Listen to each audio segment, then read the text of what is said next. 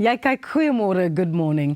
Dit is vandag Wêreldbyedag, 'n dag waar die kollig op die klein reuse van ons ekosisteem val. Sonder bye sou ons tafels maar leeg gelyk het en ons lewens beslis minder soet gewees het. Willem Aghenbach van Heuningnes Honey kuier vandag by ons om vir ons meer oor die fascinerende wêreld van die korf te vertel. Welkom by Goeiemôre, good morning, Willem. Goeiemôre, Ros. Ons besef nie eintlik hoe belangrik bye is vir ons voedselketting, vir landbou, vir ons ekosisteem nie, want ons dink net bye en hulle gee vir ons heuning en dis al, en hulle maak so zzz, as ons hulle sien dan hardloop ons weg, maar hulle het eintlik 'n groot rol om te speel in hoe ons daagliks lewe. Dis heeltemal reg, ja. Sonder bestuiving of voortplanting van vrugte of groente of dit wat ons eet, gaan niks voortbestaan nie. So definitief bye is baie belangrik. En natuurlik die soetheid wat hulle vir ons gee is baie lekker. Kan jy 'n bietjie uitbrei oor hoe 'n by eintlik vir my en vir jou dan 'n gesonder lewe bied en hoe hulle bydra tot die ekosisteem waarin ons lewe? Soos ek sê, die voortplanting van vrugte, groente of landbou, dit wat ons eet, is as die bye nie daar was nie, dan het ons dit nie gehad nie. So dit is absoluut krities belangrik dat die bestuiving van wat die byetjies vir ons doen, dit is absoluut seker, so ek sê, kardinaal belang. Ja, en dan natuurlik dit wat hulle vir ons bied, wat in heuning, maar nie net heuning nie, allerhande byprodukte ook wat ons van bye afkry, soos byewas of pollen, styfmeel. Ja, daar's baie queen jelly. So daar's baie produkte wat mens van bye afkry. Jy is amper elke dag daar tussen die byekorwe. Waar het die passie vir bye vir jou ontstaan? Toe ek 'n klein seentjie was op die plaas, het my pa 'n byepak aangetrek en my oupa het die korf op die plaas gehad en hy en my jonger broer het die heuning gaan uithaal. En ongelooflik toe ek so 4 jaar terug weer begin met die byeboerdery, daai eerste smaakie heuning vat jou dadelik terug na daai oomblik waar pa daai heuning daai keer uit die kas uit gaan haal het. So dit is hoekom ek weer begin het. Dit is so 'n oulike storie en jy praat nou van die eerste smaakie heuning. Jy het vir ons natuurlik, kyk hier, 'n verskeidenheid heuning saamgebring vandag. Kan jy vir my 'n bietjie deurvat en sê wat jy saamgebring het? Hoe proe dit anders? Wat moet ek agterkom wanneer ek die heuning proe? Kom ons my daardeur. Kom ons begin by die uitstallingkie wat ons hierso het. Hierdie is in 2025 al die heuning wat ek uitgehaal het op verskillende plekke. So mense dink byvoorbeeld as jy in 'n winkel instap, alles lyk dieselfde. Dis dieselfde kleur. Ja. As jy hier sien, is daar 'n groot verskeidenheid kleure. Wanneer jy aan blommetjies dink of aan vrugte, 'n appel en 'n peer en 'n piesang, proen lyk nie dieselfde nie. So ook met heuning. Elke heuning van elke area is uniek en anders en hulle proe ook anders. En dis waarom ek vir jou hierdie saamgebring het. Daar is byvoorbeeld 'n sonneblomheuning. Miskien sommer terwyl ek praat vir jou, vat vir jou daar 'n stokkie en dan proe jy daar en dan kan jy self sê Hierdie is die smaakverskil. sonneblomheuning. Dis 'n sonneblom, ja. Okay. O, dit is baie lekker. So wat hierdie is dit is een wat net hier om die draai uitgehaal het uit Garsfontein uit. Maar wat baie uniek van hierdie een is, wanneer natuurlike rou heuning kristalliseer, dan word dit solied. Ja. Nie meer vloei soos wat daai sonneblom is wat jy nou net geproe het nie. So baie keer wanneer die heuning gekristalliseer het, is dit growwe sandkorreltjies, soos jou tafelsuiker. Nou wat hierdie uniek maak, is dit het soos 'n botter gekristalliseer, sag. Dit het nie daai growwe kristalle in nie. So dit proe nie soos botter nie, dit is net sag. Amper dieselfde tipe tekstuur. Dis reg, mens kan dit ook maak. Hulle noem dit roomheuning. So, En dit het nou baie meer gewild geraak, nê, in die afgelope tyd. Jep.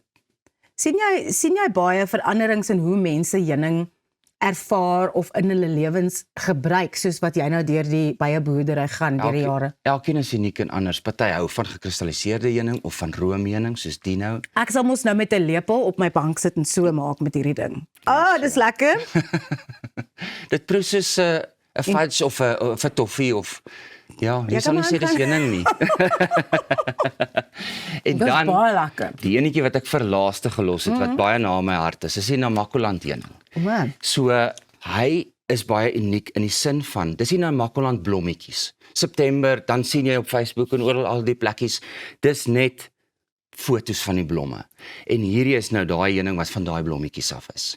En wat hom uniek en anderster maak, die heunings wat ons hier in Centurion of in Gauteng area kry, jy proe dit, jy weet, jy proe die smaak en dan verdwyn dit.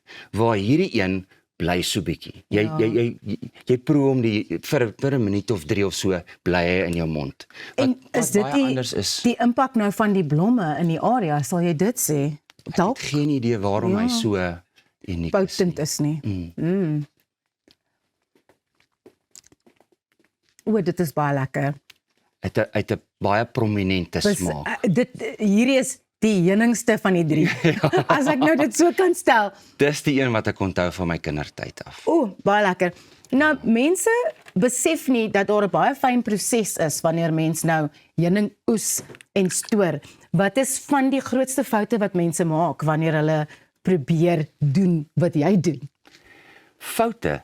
Ek sou sê wanneer jy oes, moet die vogpersentasie van die nektar onder 18.9% wees. Ja. So as dit nie is nie, kom ons sê dis 'n 2 of 23% vog in jou nektar, dan is dit nog nie heuning nie. So wat gewoonlik gebeur is, wanneer die bytjies die nektar na die kas toe bring en dit in die selletjies sit, dan flap hulle vlekkies, sodat die vogpersentasie kan afkom, want die wind verdamp die vog.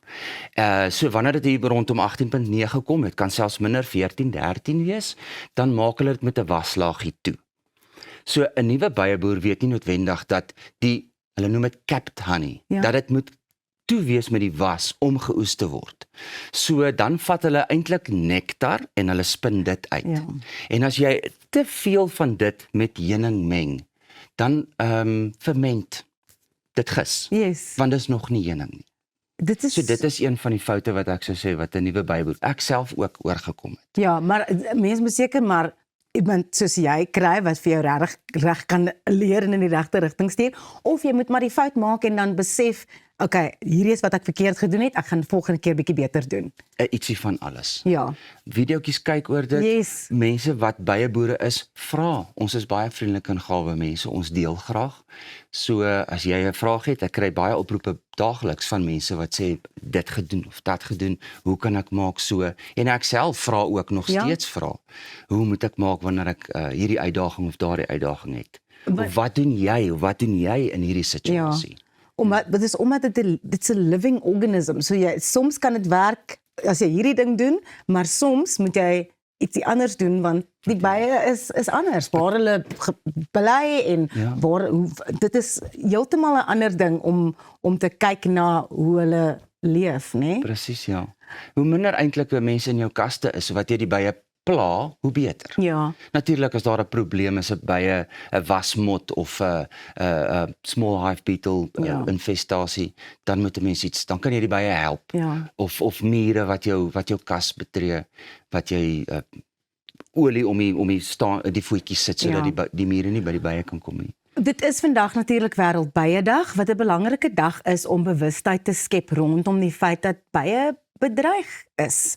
Hoe kan ons seker maak dat ons hulle beter behandel in die omgewing sodat hulle nie so bedreig is nie?